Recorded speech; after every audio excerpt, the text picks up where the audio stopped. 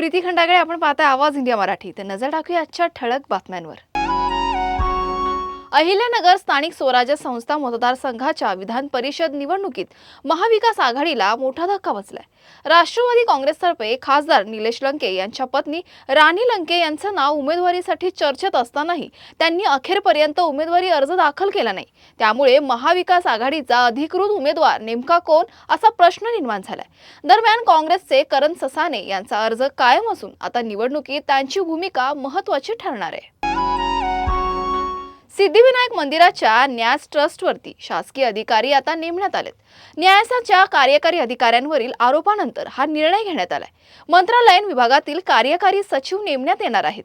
मुंबईतल्या सिद्धिविनायक मंदिर न्यासाच्या कार्यकारिणी अधिकारी वीणा मोरे पाटील यांच्यावरती झालेल्या आरोपानंतर कार्यकारी अधिकारी बदलण्याचा सरकारचा निर्णय होता. वीणा पाटील मोरे आणि संदीप राठोड या दोन्ही अधिकाऱ्यांना त्यांच्यावरून झालेल्या आरोपासंदर्भात खुलासा करण्याचे आदेश देण्यात आलेत. सुमारे 500 कोटींचा खर्च यासाठी अपेक्षित होता. मात्र मंदिराचा कायापालट होत असताना सरकारने न्यासाचा कार्यकारी अधिकारी बदलण्याचा निर्णय घेतला आहे. विठ्ठल रुक्मिणीच्या धार्मिक विधींचं दर्शन भाविकांनाही घेता येणार आहे.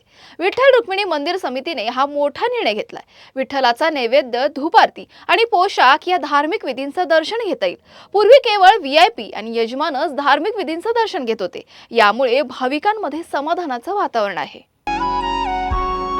वाढत्या महागाई व इंधन दरवाढीच्या विरोधात काँग्रेस पक्षाने विक्रोळीतील पेट्रोल पंपावर बैलगाडी, घोडागाडी आंदोलन करत रास्ता रोको केलाय. पेट्रोल, डिझेल, CNG व घरगुती तसेच व्यावसायिक गॅस सिलेंडरच्या सततच्या दरवाढीच्या विरोधात हे आंदोलन करण्यात आलं.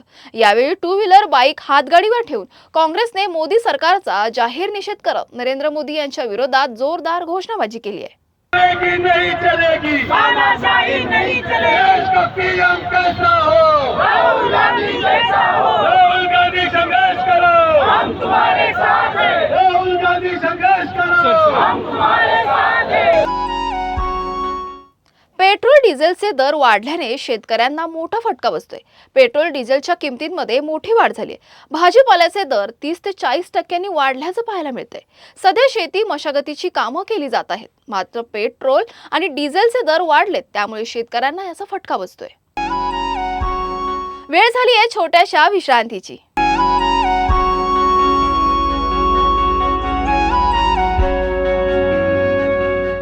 विश्रांतीनंतर तुम्हा सर्वांचं स्वागत आहे. मुंबई आणि पुणे या 2 शहरांना जोडणारी ऐतिहासिक व अत्यंत लोकप्रिय डेक्कन क्वीन अर्थातच दख्खनची राणीनं आपला वर्धापन दिन साजरा केलाय. दख्खनच्या राणीचं पुणे रेल्वे स्थानकावर केक कापत वाढदिवस उत्साहात साजरा केलाय. यावेळी स्थानकावर अनेक प्रवासी जमा झाले होते. रेल्वे प्रशासन, कर्मचारी आणि रेल्वे प्रेमींनी या विशेष दिवसाचं औचित्य साधत विविध कार्यक्रमांचं आयोजन केलं. दरम्यान डेक्कन क्वीन ही महाराष्ट्राच्या रेल्वे इतिहासातील एक मानाचं स्थान असलेली वेगवान, दिमागदार आणि डौलदार गाडी होती. या गाडीचा डौल अद्यापही कायम आहे. चेंबूर ते जेकब सर्कल मोनोरेल सेवा लवकरच सुरू होणार आहे. मोठ्या दुर्घटनेनंतर मोनो पुन्हा सुरू होणार आहे. रविवारपासून विना प्रवासी 7 मोनोरेल गाड्या धावू लागल्यात. सुरक्षा प्रमाणपत्र प्राप्त झाल्यानंतर मोनोरेल सेवेत पुन्हा दाखल होणार आहे. मोठ्या दुर्घटनेनंतर ही मोनोरेल सेवा बंद करण्यात आली होती.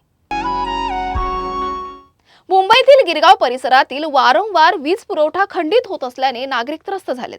मराठी वस्तीतील वीज पुरवठा सातत्याने खंडित होतोय. ऐन उन्हाळ्यात वीज पुरवठा खंडित झाल्याने नागरिकांचे मोठे हाल होत आहेत. दरम्यान जैन समाजाच्या वस्ती असलेल्या भागात मात्र वीज पुरवठा सुरळीत कसा काय असा प्रश्न आम्ही गिरगावकर संघटनेच्या पदाधिकाऱ्यांनी प्रशासनाला विचारलाय. तसंच या विरोधात आम्ही गिरगावकर संघटनेच्या वतीने आंदोलनाचा इशारा बेस्ट प्रशासनाला देण्यात आलाय.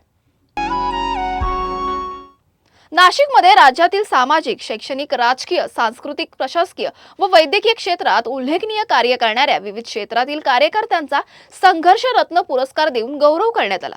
यावेळी समाजातील वंचित, दलित, पीडित आणि अन्यायग्रस्त घटकांच्या प्रश्नांना वाचा फोडण्यासाठी सातत्याने कार्य करणाऱ्या मान्यवरांचा सन्मान करण्यात आला.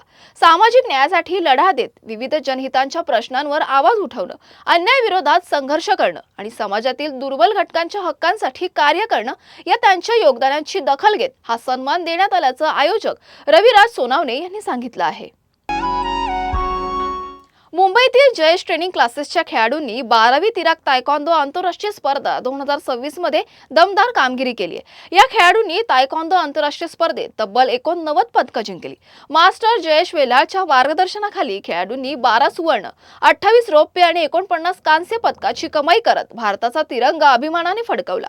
या उल्लेखनीय यशाबद्दल मुंबई जिल्हा तायक्वांदो संघटनेचे सचिव विजय कांबळे यांनी संपूर्ण संघाचं अभिनंदन करून पुढील वाटचालीस शुभेच्छा दिल्या।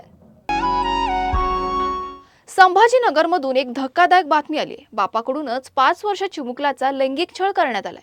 कुणाला सांगितल्यास गच्चीवरून फेकून देण्याची मुलाला धमकी देण्यात आली। 5 वर्ष मुलाचा वाढदिवस होता, मात्र या दिवशी मुलगा अत्यंत अबोल आणि घाबरलेला पाहायला मिळाला।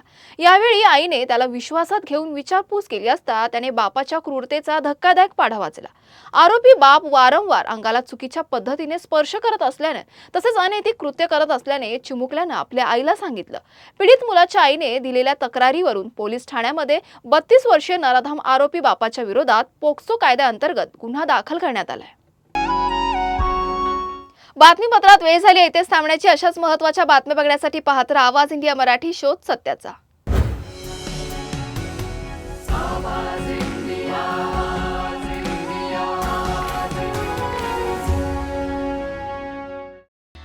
हिंदू मिलचे प्रणेते आणि रिपब्लिकन सेनेचे राष्ट्रीय अध्यक्ष सरसेनानी माननीय आनंदराज आंबेडकर साहेब यांना वाढदिवसाच्या हार्दिक शुभेच्छा। शुभेच्छुक आवाज इंडिया परिवार।